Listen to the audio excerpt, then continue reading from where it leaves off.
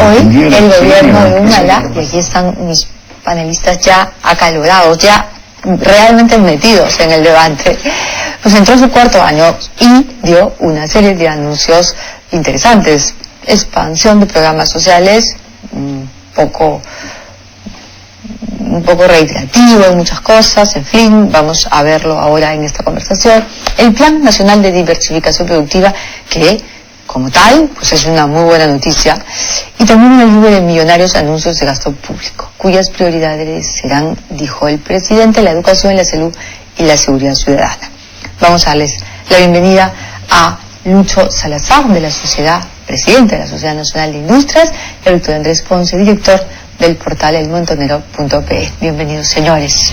Sí, encantado de estar contigo. Buenas noches. Muchísimas gracias por estar aquí, feliz 28 a ambos.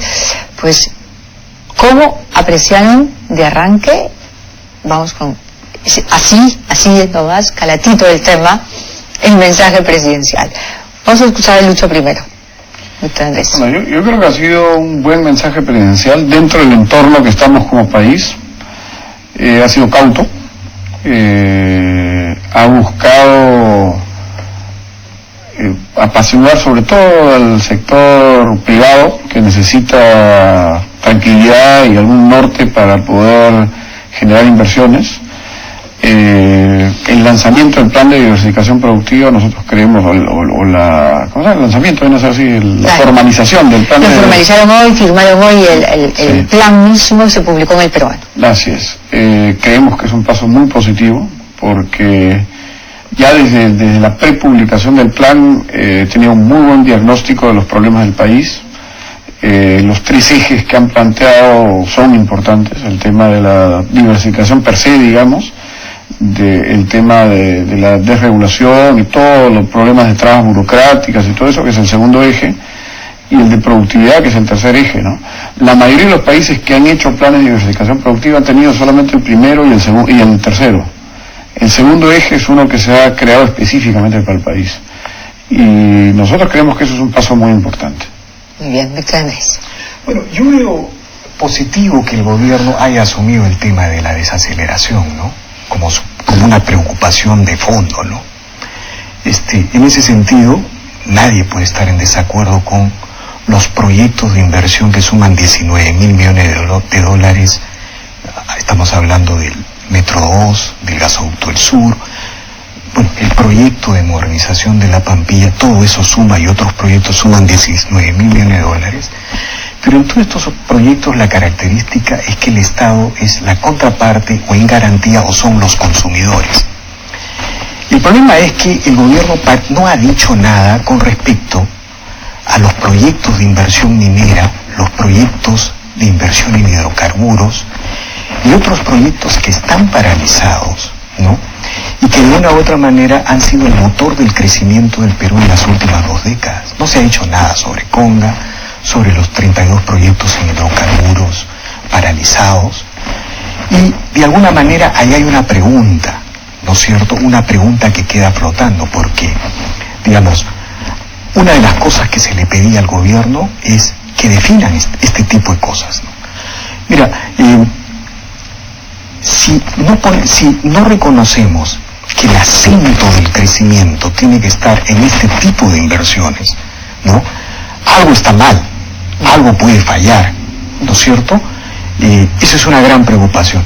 En segundo lugar, en el tema de la seguridad ciudadana, creo que también hay una preocupación de parte del gobierno. Vamos a ir al tema de la seguridad ciudadana como un segundo tema.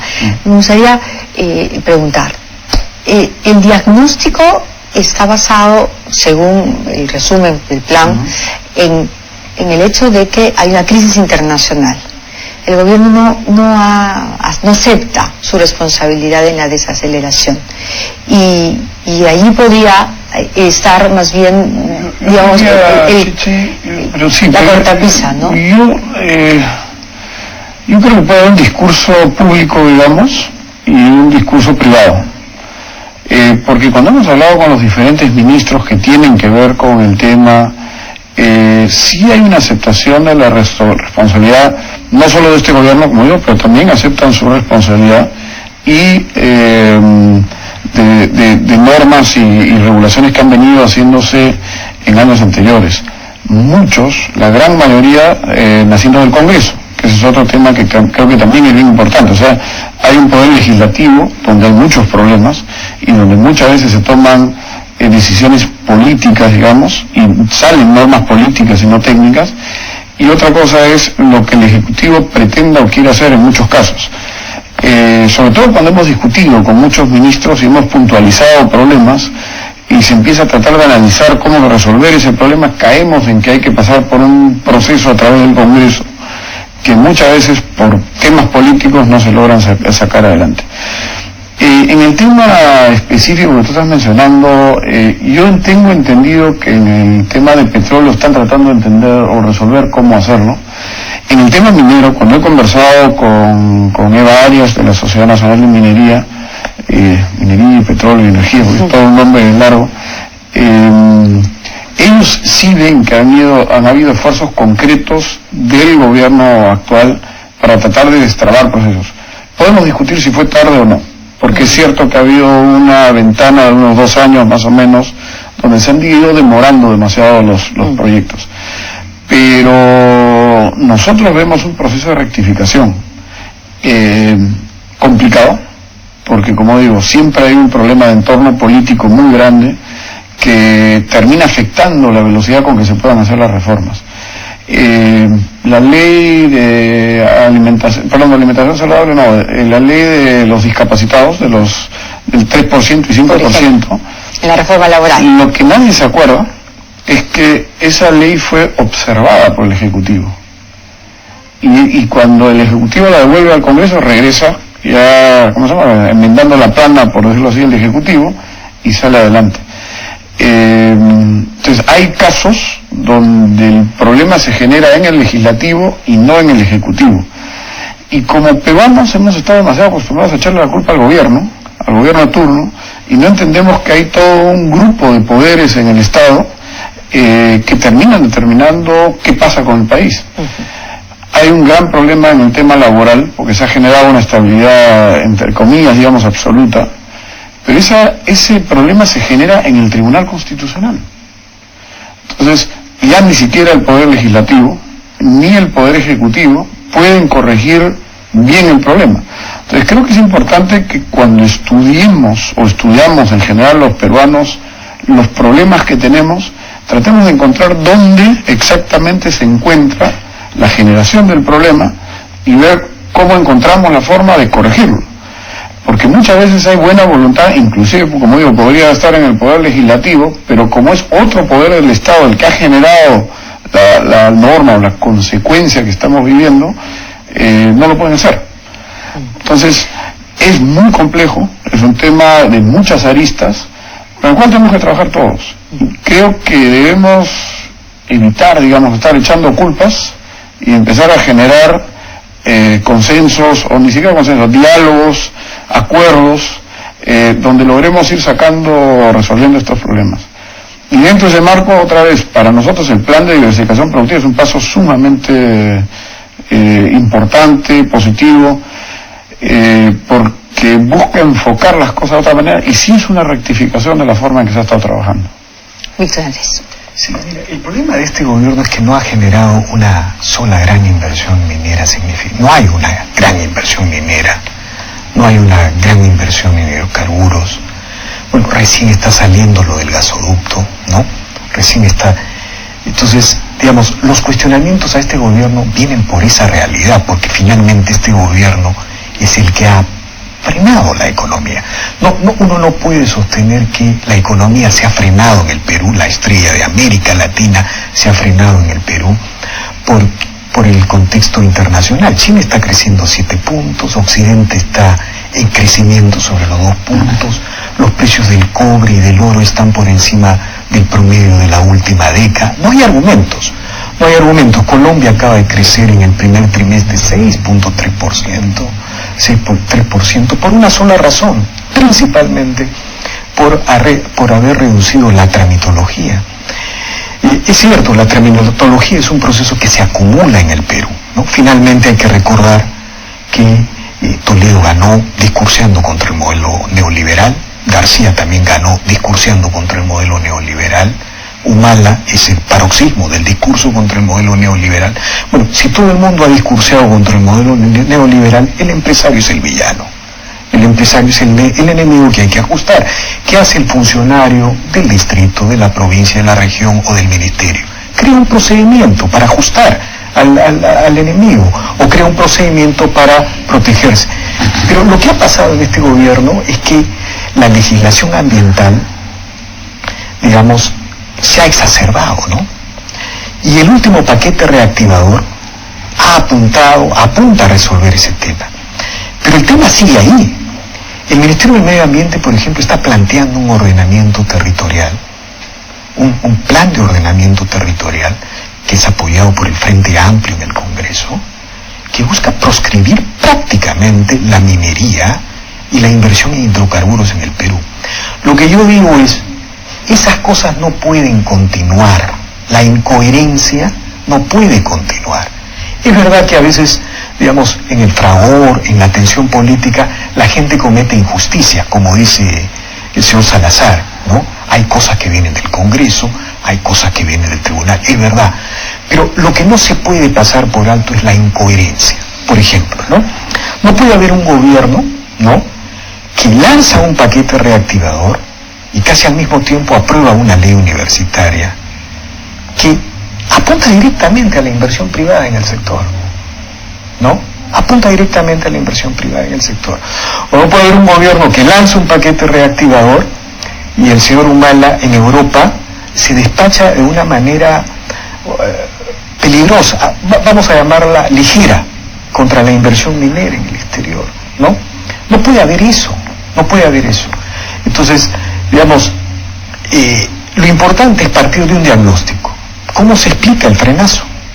Son por causas internas, ¿no? Conga no salió por causas internas, Tía María no salió por causas internas. Hay 32 proyectos paralizados en hidrocarburos por causas internas. Salvo Conga, el presidente ha dicho que ahora sí van a salir.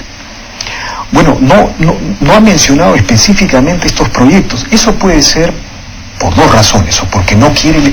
En el Perú el ecologismo radical ha ganado la batalla ideológica, ¿no? Ellos han creado un sentido común que ajustar a las empresas, a las grandes empresas mineras y hidrocarburos significa preservar el medio ambiente, ¿no? Pero el ecologismo radical en realidad nunca te dice nada de los desagües que han envenenado todos los ríos del Perú. El Rímac, el Ucayali, el Mantaro, el lago Titicaca, que están envenenados por los desagües. El señor ministro del Medio Ambiente nunca ha dicho nada de esto. La basura nos está llegando hasta el cuello. El principal problema ambiental del Perú son los desagües y la basura. Digamos, tenemos agua contaminada, pero también tenemos aire contaminado por la urbanización y el tipo de transporte que tenemos, ¿no? Lima es una de las ciudades más contaminadas, pero el ministro del Medio Ambiente no pone ese tema o los ecologistas radicales no ponen. Han apuntado contra la gran inversión minera porque en realidad lo que ellos quieren es cambiar el modelo económico. ¿No? Porque vamos a darle la palabra a Lucho Salazar. Yo disculpa que discrepe contigo, pero para eso. Yo de lo que he visto, y nuevamente hablando de Eva Arias, con quien he conversado largo sobre el tema, porque hemos discutido estos temas, hay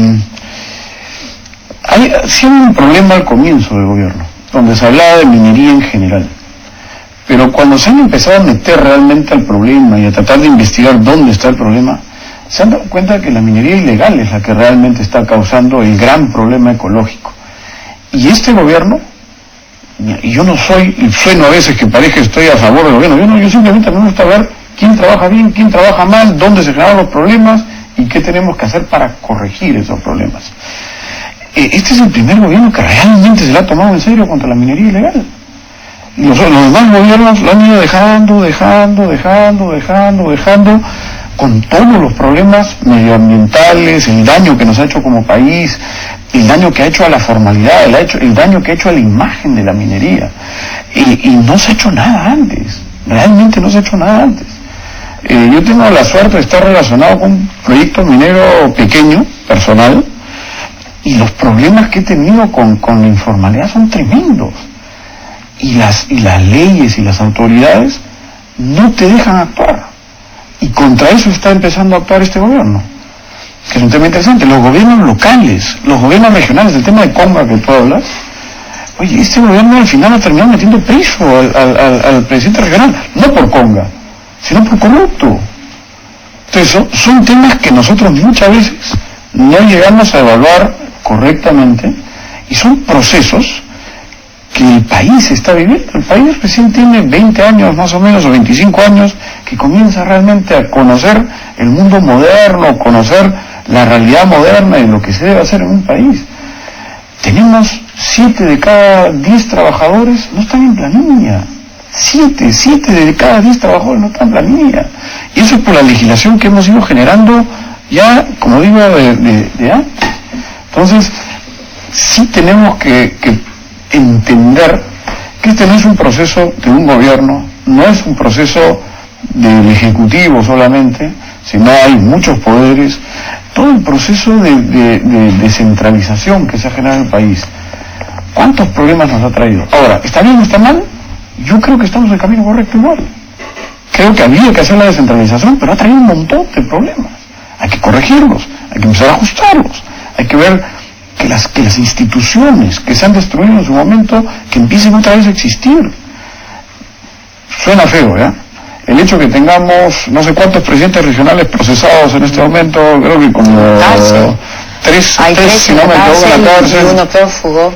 Así es, y otros 4 o 5 más que están siendo procesados. Son 4 en la cárcel y uno prófugo. Ya, uno dice qué terrible, ¿correcto? Pero si uno lo mira con otra mirada, con otra visión, oye, las instituciones están empezando a funcionar. De repente a los corruptos los están empezando a meter presos. Eso es una buena señal dentro de todo este entorno que hemos venido viviendo como país. Claro. Eso es una buena manera también de mirar las cosas, porque necesitamos tener una visión positiva, tener un poco de optimismo, y realmente en ese sentido la cosa de verdad va bien, pero el problema también es el del liderazgo. Yo, si me permiten, vi hoy a un presidente que intentaba retomar las formas del liderazgo, y entonces sus asesores han separado la figura de uno y del otro. La señora primera dama ha mantenido su puesto, ¿no es cierto? El presidente ha hecho lo que tenía que hacer solo, en orden. Se ha mantenido el orden, se podía mantener el orden, y entonces hemos tenido una imagen mucho más acertada, y claro, la sensación cambia.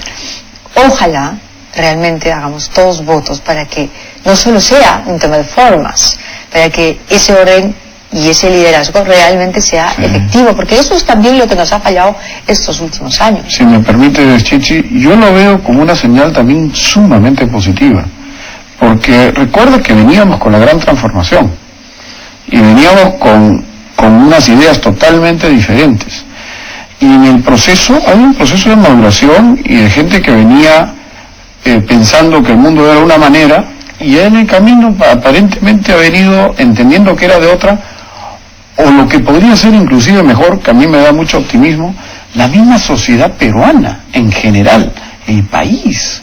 De hecho, hoy no es por acá, es por acá. Y eso creo que es un tema también muy positivo. Y son temas que tenemos que rescatar, y tenemos que mirar los peruanos bien. Porque si uno piensa que todo va a ser malo, que no sirve, etcétera, etcétera, nos terminamos creyendo. Y si uno empieza a mirar dónde están ocurriendo las cosas, qué está sucediendo realmente, como digo, esas cosas negativas de repente se convierten en, oye, de repente las cosas están empezando a cambiar un poco mejor de lo que pensamos. Yo creo que el país da también para el optimismo, ¿no? Lo que pasa es que debemos acostumbrarnos a que cada uno cumpla su función, ¿no? En primer lugar, y por ejemplo, yo creo que este gobierno ha mantenido el curso institucional, ha mantenido el modelo económico, porque una mayoría social, política, mediática, hizo escuchar su voz, ¿no es cierto? O sea, cuando nosotros evitamos la compra de la Pampilla, la compra de la Pampilla iba a significar la creación de un monopolio de los combustibles que le iba a permitir a este régimen desarrollar un discurso alrededor de empresas con fines sociales y empresas de lucro, y eso era iniciar un cáncer, una metástasis en el proceso económico del Perú, ¿no? Entonces, la primera cosa que hay que reconocer, y es lo que nos da optimismo y esperanza, es que en el Perú hay una mayoría clarísima a favor del modelo y la economía de mercado. La segunda cosa importante a reconocer es que las instituciones en el Perú, efectivamente, como dice el señor Salazar, empiezan a funcionar, ¿no? Mira, finalmente estamos en el tercer gobierno electo, sin interrupciones. Todo el siglo XX nos pasamos diciendo de que estamos condenados a tener 10 años de democracia y 10 años de dictadura. Bueno, este es el tercer gobierno electoral sin interrupciones y avanzamos al cuarto, 20 años de democracia, ¿no? 20 años de democracia. El tema de los gobiernos regionales, el papel que cumple el Poder Judicial, la Fiscalía. Pero lo que no hay que olvidar es que en una sociedad abierta, los actores cumplen sus papeles, ¿no? Por ejemplo, el señor Salazar es representante de un gremio empresarial, ¿no? La manera como él se dirige al gobierno, la manera como él habla del gobierno, yo creo que es la manera apropiada de un representante gremial. Pero la expresión de esa mayoría social y política que ha hecho preservar el modelo económico, el modelo institucional, digamos, es variada. Hay que recordar que en la gestación de esa mayoría política, el señor Salazar, el presidente de la CONFIEP, el diario El Comercio, los políticos de oposición estaban juntos y unidos, ¿no? Ahora, con respecto al tema del frenazo económico, es obvio que van a haber énfasis, que van a haber diferencias, ¿no es cierto? Y cada uno va a cumplir su papel. Estamos mal. ¿Y el gasto no estamos público? Tan mal. ¿Cómo analizan ustedes este anuncio de incrementar en tantos sectores el gasto público? Yo te puedo tocar el tema de educación, porque he tenido la oportunidad de conversar largo con el ministro de Educación y tratar de entender el problema, y nosotros además participamos en otra organización que está tratando de ver las mejores o apoyar a las mejores prácticas del Estado en este trabajo, digamos. El estado al que llevaba la educación es realmente lamentable. Los profesores han perdido 2/3 partes de su poder adquisitivo si lo comparamos con los 70s a soles constantes.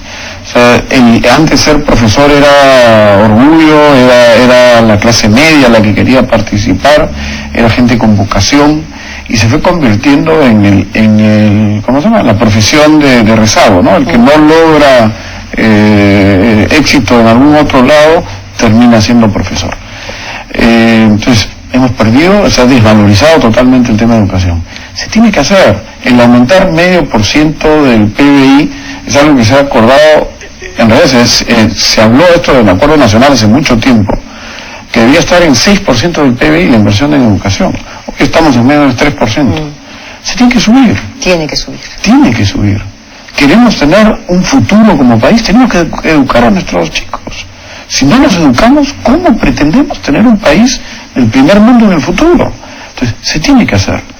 Si está bien, si está mal, si estamos haciendo muy rápido, si estamos gastando de golpe mucho, yo no sé hasta dónde debemos estar discutiendo eso, sino más bien pensando cómo hacemos para tener buenos profesores, cómo hacemos para que nuestros alumnos tengan buenos colegios. Un dato que nos dio el ministro que a mí me dejó perplejo.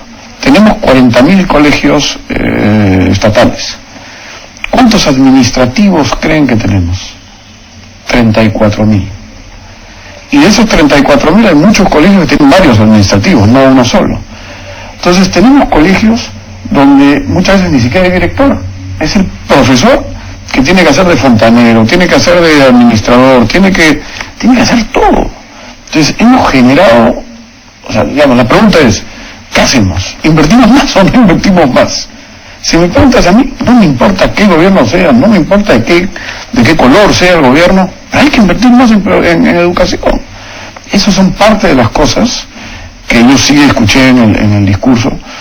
Hay algunas medidas de corto plazo, cuando se han hecho las CTIs y todo eso, son aspirinas, y no discuto que son aspirinas.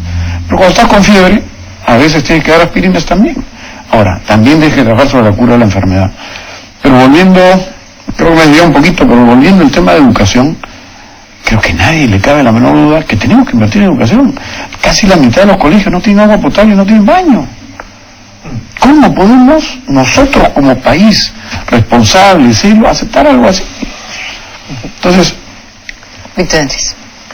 Bueno, incrementar el gasto público siempre causa preocupación, pero causa más preocupación cuando, digamos, no hay un mensaje, o en todo caso no se ha dicho nada en estos temas de la inversión privada, ¿no?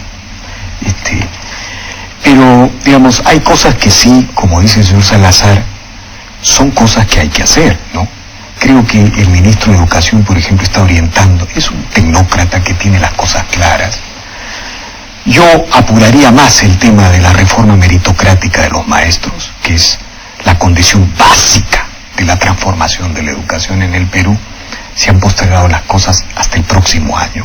Este gobierno, digamos, detuvo el tema de la reforma meritocrática. Me parece interesante la propuesta de crear de esta red de directores y líderes, ¿no?, de los colegios. El director finalmente es el líder de la escuela, ¿no? Y si hay una red de directores, creo que se puede avanzar, ¿no? En general, hay un intento de gastar más, ¿no?, en medio de una desaceleración evidente, en medio de un frenazo evidente. Cuando hay frenazo hay menos recaudación, ¿no? Por lo tanto, lo que se llaman déficits o huecos aumentan en esa relación. Eso hay que estar, digamos, hay que tener un ojo abierto, hay que estar atentos, ¿no? Pero yo quisiera volver al tema, ¿sabes qué? ¿Qué hubiera pasado? A ver, imaginémonos si el presidente hubiera dicho, mi gobierno con Gabá. De verdad que no estaríamos discutiendo estas cosas, porque todo se ordenaría, ¿no es cierto? El Metro 2 estaría correctamente en un esquema general, el gasoducto del sur estaría bien planteado un esquema general, los temas de gasto social se entenderían como medidas contracíclicas. Nadie dudaría de que son medidas contracíclicas para que el Estado y el mercado enfrenten este proceso, este frenazo, ¿no? Entonces, digamos, ¿qué ha faltado esa pata? No hubo shock de confianza. Entonces, claro, el problema es que yo sí creo, ¿no? Bueno, ahora, el señor Salazar tiene un punto de vista particular. En general, los dirigentes empresariales tienen un énfasis, ¿no?, una interpretación de las cosas, su papel, ¿no? Yo sí hubiera, digamos, como observador, como francotirador, como parte de esta sociedad abierta, tengo que decir, ¿qué hubiera pasado si el presidente decía, es mi gobierno con Gabá? Porque recordemos que la inversión privada, el motor del crecimiento, el combustible del crecimiento, empieza, digamos, la inflexión de la inversión, el proceso de desconfianza empieza, de alguna manera, cuando se bloquea este gran proyecto y cuando se intenta comprar la Pampilla, ¿no? Lucho, para terminar. Sí, yo creo que, voy a ir un poco, yo creo que el Perú está en los 18 años, lo he mencionado en algunas otras entrevistas. Yo creo que estamos como un país que viene de haber sido niño, joven, y justo hemos cumplido los 18 años, pero estamos con todos los conflictos normales de un joven, digamos, que está recién saliendo al mundo, que ya tiene que asumir responsabilidades. Y el gobierno tiene acné. ¿Ah? Y el gobierno tiene acné. Yo no diría que el gobierno, yo diría que los peruanos, Chicha, pero nuevamente, y yo creo que nosotros, como el rol del sector empresarial, el rol que tenemos que cumplir, que es generar justamente la riqueza del país, o sea que tenemos que invertir, generar riqueza, construir, ser pragmáticos, no ideológicos, no políticos, sino pragmáticos, tratar de ver dónde están las cosas positivas y agarrarnos de las cosas positivas para de esa manera construir. Yo sigo el tema con bastante entusiasmo. El problema de la desconfianza no nace con conga, nace en las elecciones y nace con la gran transformación y con todo el concepto que había inicialmente.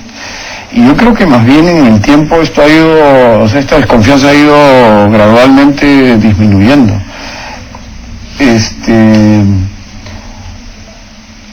Lo que sí y reconozco es que durante este proceso de aprendizaje, este proceso de madurez que ha tenido este gobierno, ha pasado tiempo y las inversiones han ido frenándose. Hoy estamos pagando las inversiones que no se hicieron hace 2 años o que no se comenzaron hace 2 años. Estamos pagando pato.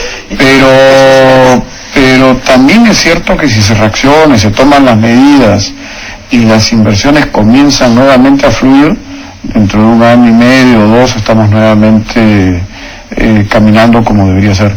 Yo quería tocar otro tema para terminar. Por favor. Mucho se habla de la minería. Yo creo que ese es un problema que tenemos como país. El Perú efectivamente es un país minero, efectivamente ha tenido un gran crecimiento gracias a la inversión minera, pero hoy no va a poder crecer más del 5% si es que solamente dependemos de la minería. Y eso es también algo con lo que este gobierno se ha comprometido, que es a diversificar.